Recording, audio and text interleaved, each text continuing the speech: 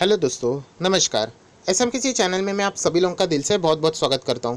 दोस्तों, इस वीडियो में हम लोग बात करने वाले जो दिग्गज ब्रोकर रहते हैं वो अपनी कुछ राय देते हैं, कुछ अपने स्टॉक्स बताते हैं। तो ऐसे उन्होंने कुछ स्टॉक्स पिक किए हैं।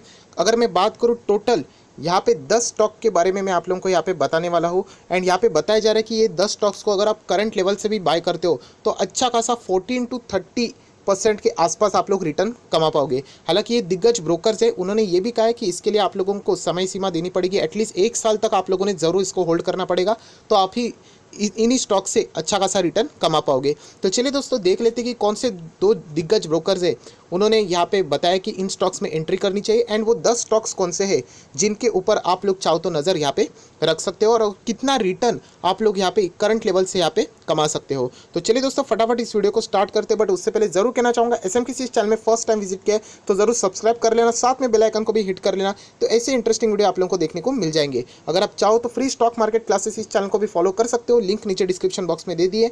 एंड लेटेस्ट वीडियो की बात करें तो आप लोगों की जो डिमांड थी Bajaj finance, Muthoot finance, Manappuram finance and HDFC में यहाँ पे क्या गड़बड़ है, क्या खतरे में है, हम लोगों ने बाय होल्ड सेल क्या करना चाहिए, इससे रिलेटेड डिटेल वीडियो बना दिया है।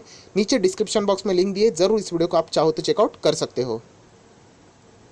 सो दोस्तों, इस वीडियो को आप लोग क्लियर कट देख सकते हैं। मनी कंट्रोल ने यहाँ पे कुछ कलेक्ट किया है इन्फॉर्मेशन, जो कि 10 क्वालिटी स्टॉक्स की यहाँ पे बात की जा रही है। 14 to 37% तक रिटर्न ये आप लोगों को दे सकते हैं। टाइम फ्रेम जैसे शुरुआत में बताया 1 साल का आप लोगों को यहाँ पे देना पड़ेगा। वीडियो की शुरुआत में ही बताना चाहूँगा, ये पूरा क्रेडिट मनी कंट्रोल का ही रहेगा ऑब्वियसली, क्योंकि इतने बड़े दिग्गज ब्रोकर्स के साथ हमारे जैसे लोग थोड़ी ना बात कर पाएंगे। तो ये बड़े जो वेबसाइट रहते हैं, साइट्स रहते हैं, इनके जो रिसोर्सेज रहते हैं वो बहुत ही ज़बरदस्त पावरफुल रहते हैं। एंड इसी के ज़रिए ये यहाँ पे कम्युनिकेशन करते हैं। तो उसी के ज़रिए मैं आप लोगों को ये जो बड़े बड़े ब्रोकरेजेस है उन्होंने कौन से स्टॉक यहाँ पे रिकमेंड किए, इनके ऊपर आप चाहो तो फोकस रख सकते हो।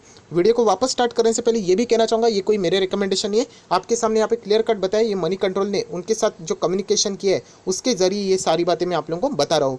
सो चलिए दोस्तों, सबसे पहले आप लोग देख सकते हैं जो ब्रोकर है वो है KR चौकसी। एंड उन्होंने कुछ स्टॉक्स यहाँ पे बताए हैं। तो सबसे पहले उन्होंने कहा है कि आप HDFC बैंक यहाँ पे बाय करके चल सकते हो, जिसका टारगेट 1400 से भी ऊपर देखने को मिल रहा है। अगर हम लोग बात करें तो 35 to 37% के रिटर्न्स आप लोगों को देखने को यहाँ पे मिल सकते हैं।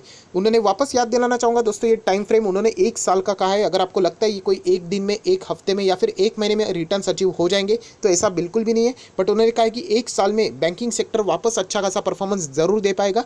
एंड उसी में HDFC बैंक फिलहाल की करंट लेवल से 1400 तक के लेवल के भी परे जा सकता है, जो कि आप लोगों को 37% के रिटर्न दे पाएगा। सो आप लोग ज़रूर HDFC बैंक के ऊपर फोकस रख लेना। एंड आपको सभी लोगों को पता है कि यहाँ पे HDFC बैंक ने जो फिलहाल के जो रिजल्ट थे उन्होंने बहुत ही शानदार पेश किए थे। उसी के साथ साथ उनकी बैलेंस शीट की ग्रोथ भी यहाँ पे जो थी वो हम लोग को स्ट्रॉन्ग यहाँ पे नज़र आ चुकी थी। सो लॉन्ग टर्म की जर्नी के लिए एटलीस्ट 1 साल के लिए तो उन्होंने कहा है कि आप HDFC बैंक के ऊपर नज़र रख सकते हो। वापस कहूँगा, अगर आप चाहते हो तो फॉलो कर सकते हो, आप चाहो तो इग्नोर कर सकते हो। बट लॉन्ग टर्म के लिए आप सभी लोगों को पता है H2B2 स्टॉक ये ज़बरदस्त रहते हैं। एंड HDFC बैंक आप चाहो तो इसके ऊपर नज़र रख सकते हो। हालांकि हम लोग इसको ऑलरेडी बहुत ही निचले लेवल से बाय करके बैठे हुए हैं। उसके बाद जो सेकंड स्टॉक उन्होंने यहाँ पे कहा है वो भी एक HDFC ग्रुप का ही है। एंड उसका नाम है HDFC asset management company.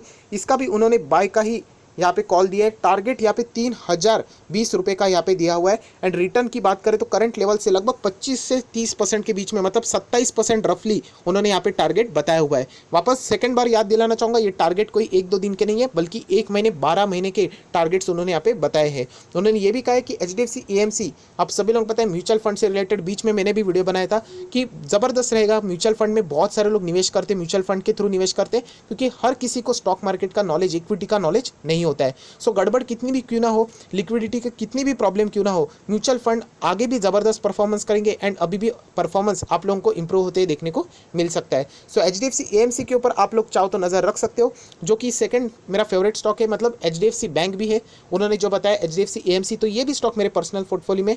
So definitely मैं इसमें कंटिन्यू रहने की कोशिश करने वाला हूँ। उसके बाद हम लोग यहाँ पे बात करेंगे नेक्स्ट स्टॉक की। तो आप लोग देख सकते हैं जिसका नाम है बजाज फिनसर्व। यहाँ पे भी बाइंग की कॉल दी है। टारगेट 8200 के भी ऊपर का दिया है, लगभग 30% के आसपास के रिटर्न की बात कर रहे हैं। मैं याद दिलाना चाहूँगा ये 1 साल का टारगेट है, टेम्पररी सोर्स के लिए कुछ भी हो सकता है, ये स्टॉक वापस 5,000 4,000 तक आ सकता है, बट अगर आप 1 साल तक होल्ड करते हो, मतलब आज अगस्त चल रहा है, नेक्स्ट अगस्त 21 तक अगर आप होल्ड करते हो तो 8,000 तक के टारगेट आ सकते हैं। जिस टाइप की कंपनी, जिस टाइप का इनका बिजनेस है, debt free company, insurance sector में काम करती है, सो डेफिनेटली 8,000 तक के टारगेट अचीव करना 2 साल में ये कोई बड़ी बात नहीं है। जैसे कि बजाज फिनसर्व जैसी कंपनी, ये शायद से टारगेट शायद से वो आने वाले 3 से 4 महीने में भी अचीव कर पाएगी, बट कंडीशन है कि मार्केट स्टेबल होना चाहिए। अगर बाजार में कुछ हो जाता है, आप सभी लोग पता है हम लोग कोविड जैसे सिचुएशन से घिरे हुए हैं, तो ये थोड़ी सी अनसर्टेनिटी वाली बात हो सकती है। ये टारगेट तो जरूर अचीव करेगा, बट इसके लिए ये टाइम थोड़ा सा ज़्यादा भी लग सकता है। सो बजाज फिनसर्व के ऊपर भी आप लोग नज़र रख सकते हो, जो कि KR चोकसी इस ब्रोकर ने यहाँ पे आप लोगों को ये सलाह दे दी है। उसी के साथ साथ उन्होंने मिंडा इंडस्ट्री इस कंपनी को भी बाय करके चलने के लिए कहा है। 336 रुपये तक ये कंपनी जा सकती है। 19% के रिटर्न्स आप लोगों को कमाने के लिए यहाँ पे मौका है, ऐसा उनका मानना है। अगर मैं आप लोगों को बताना चाहूँगा मिंडा इंडस्ट्री ये क्या काम करती है, सो मदरसन सुमी ये कंपनी आप लोगों ने नाम जरूर सुना होगा, ऑटो एंसिलरीज के काम करने वाली दिग्गज कंपनी, उसी को यहाँ पे छोटा मदरसन सुमी भी बोला जाता है, जिसका नाम है मिंडा इंडस्ट्रीज। हालांकि जो ऑटो सेक्टर में गिरावट थी, यहाँ पे इस कंपनी में गिरावट कंपेरेटिवली बाकी कॉम्पिटिटर से हम लोग को कम देखने को मिली। सो मिंडा इंडस्ट्री के ऊपर आप लोग जरूर यहाँ पे फोकस रख सकते हो। वापस याद दिलाना चाहूंगा ये ऑटो सेक्टर से जुड़ी हुई कंपनी, डायरेक्टली ना इनडायरेक्टली, तो अगर आप लोग ऑटो सेक्टर को और भी स्ट्रगल वाला सेक्टर मानते हो आगे जाके, तो डेफिनेटली आप चाहो तो इसको इग्नोर कर सकते हो। कंपनी अच्छी है, लॉन्ग टर्म के लिए आप लोग चाहो तो इसके ऊपर विचार कर सकते हो। उसके बाद क्रेडिट एक्सेस ग्रामीण, इस कंपनी के लिए भी उन्होंने बाय का टारगेट दिया है, लगभग 684 तक ये स्टॉक जा सकता है। 16% से रिटर्न आप लोगों को करंट लेवल से यहाँ पे कमाने का मौका है, जो कि एक लीडिंग NBFC है, MFI ऑफरिंग क्रेडिट से रिलेटेड, जो कि एक माइक्रो बोरोवर बेस से रिलेटेड यहाँ पे काम करती है। तो इससे रिलेटेड यहाँ पे उन्होंने बात की है कि अच्छे खासे रिटर्न आप लोगों को दे पाएगी। ज़रूर कंपनी के बारे में एक्स्ट्रा आप लोगों ने फाइंड करना चाहिए। अगर आपको लगती है कि कंपनी अच्छी है तो आप आगे बढ़ सकते हो। उसके बाद ITC में भी उन्होंने कहा कि बाय करके चल सकते, 228 रुपये के टारगेट यहाँ पे बताए, जो कि 17% के रिटर्न आप लोगों को ये कंपनी दे सकती है। हालांकि मैं आप लोगों को वार्न करना चाहूँगा, ITC में वही लोग यहाँ पे आ जाए जो कि टेस्ट क्रिकेट को पसंद करते हैं। टेस्ट मतलब जिनको स्लोली मूवमेंट अच्छा लगता है, धीमे धीमे चलना अच्छा लगता है, क्योंकि आप सभी लोग पता है ये लो बीटा वाला स्टॉक है, यहाँ पे मूवमेंट कोई तेज़ नहीं होता है। अगर आप लोग यहाँ पे जो वॉलेटिलिटी रहती है वो बहुत ही छोटी धीमी धीमी होती है, तो अगर आप यहाँ पे आते हो तो आप में पेशेंस होना चाहिए। इसलिए मैंने कहा है कि उन्हीं लोगों ने यहाँ पे इस कंपनी में निवेश करना चाहिए। अगर आप में पेशेंस नहीं है तो आप चाहो तो इस कंपनी को इग्नोर कर सकते हो। कंपनी है बहुत ज़बरदस्त, जो कि 228 तक के टारगेट के लिए यहाँ पे बताई जा रही है। 17% के रिटर्न्स आप लोगों को मिल सकते हैं। उसके बाद हम लोग बात करेंगे यहाँ पे दिग्गज ब्रोकर, आप सभी लोगों को पता है एंजल ब्रोकिंग बहुत ही सॉलिड ब्रोकर है, आप सभी लोगों को पता है। तो उन्होंने भी यहाँ पे एल्बिंग फार्मा, जो फार्मा सेक्टर से जुड़ी हुई कंपनी, टारगेट 1400 का दिया, लगभग 30% के आसपास के रिटर्न आप लोगों को मिल सकते हैं। हालांकि फिलहाल आप सभी लोगों को पता है फार्मा कंपनियां ये बहुत ही धूम मचा रही है, तो शायद से ये टारगेट अचीव होते हुए कोई दिक्कतें यहाँ पे नहीं आनी चाहिए, ऐसा भी मुझे यहाँ पे लगता है। अगर आपको फार्मा कंपनी में अगर कोई स्टॉक चाहिए तो आप इसके ऊपर भी विचार यहाँ पे कर सकते हैं, जो कि एक दिग्गज ब्रोकर आप लोगों को सलाह दे रहा है। ICICI बैंक को भी यहाँ पे बाय करने की सलाह दे रही है, 410 करके टारगेट, 14% के रिटर्न्स आप लोगों को यहाँ पे मिल सकते हैं। ICICI बैंक ये मेरे भी पोर्टफोलियो में आप सभी लोगों को पता है, जो कि बैंकिंग सेक्टर में Kotak Mahindra bank, HDFC bank and ICICI bank ये फिलहाल मैं सिक्योर्ड मानता हूँ, ऐसी कोई गारंटी नहीं है, होने के लिए कुछ भी हो सकता है। सो ICICI बैंक भी यहाँ पे एंजल ब्रोकिंग आप लोगों को खरीदने की सलाह दे रही है, 14% तक के रिटर्न आप लोग यहाँ पे कमा सकते हो, ऐसा उनका यहाँ पे मानना है।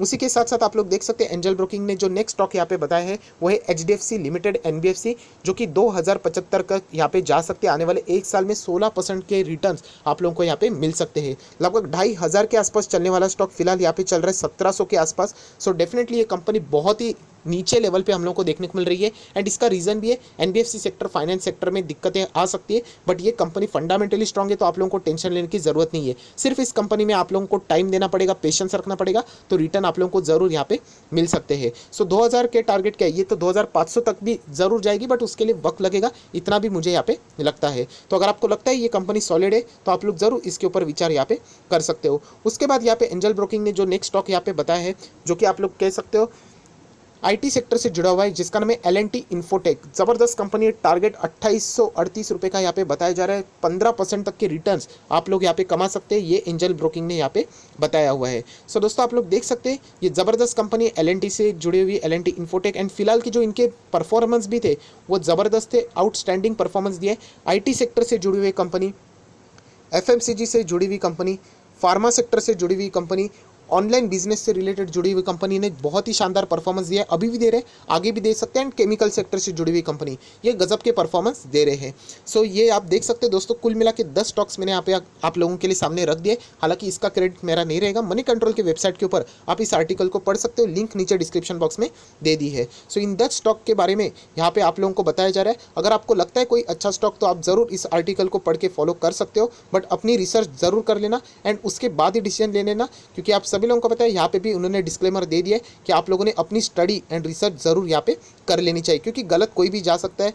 बहुत सारे अनअवॉइडेबल सर्कमस्टेंसेस भी मार्केट में आप लोगों को आगे आते हुए देखने को मिल सकते हैं। सो फिलहाल ये 10 स्टॉक्स के बारे में आप लोगों को यही कहना चाहूँगा कि अगर आप लोग एक साल के रिटर्न मतलब ये रिटर्न की बात की जा रही है तो 14 to 37% तक के रिटर्न्स यहाँ पे बताए हुए स्टॉक्स में यहाँ पे कमा सकते हो। सो दिग्गज ब्रोकर्स की बात की, केआर चौकसी एंड एंजल ब्रोकिंग, उन्होंने यहाँ पे हम लोगों को कुछ स्टॉक्स बताए, तो इनके ऊपर आप लोग चाहो तो विचार यहाँ पे कर सकते हो। कुछ स्टॉक ऐसे जो कि हमारे पोर्टफोलियो में ऑलरेडी है, कुछ स्टॉक ऐसे जो कि हमारे लिए नए हैं, तो आप लोग चाहो तो सिर्फ स्टडी पर्पस के लिए इन स्टॉक्स के रिलेटेड फर्दर स्टडी भी और आगे यहाँ पे पढ़ सकते हो और भी जानकारी इनसे रिलेटेड यहाँ पे गेन कर सकते हो। सो वीडियो को क्लोज करने से पहले यही कहना चाहूँगा, ये मनी कंट्रोल वेबसाइट ने ही ये सारी बातें यहाँ पे निकाली थी कि कौन से ब्रोकर कौन से स्टॉक्स के लिए यहाँ पे बातें बता रही है, इसमें कोई भी मेरा इन्वॉल्वमेंट फिलहाल तो यहाँ पे नहीं है। सो आई आशा करता हूँ दोस्तों ये वीडियो आपको अच्छा लगा होगा, तो जरूर इस वीडियो को लाइक कर देना, दोस्तों के साथ शेयर कर देना, तो उनको भी पता चलेगा कि जो दिग्गज ब्रोकर्स है कौन से स्टॉक्स में यहाँ पे बुलिश है एंड बाइंग करने की करंट लेवल से यहाँ पे सलाह दे रहे हैं। मैं वापस कहना चाहूँगा,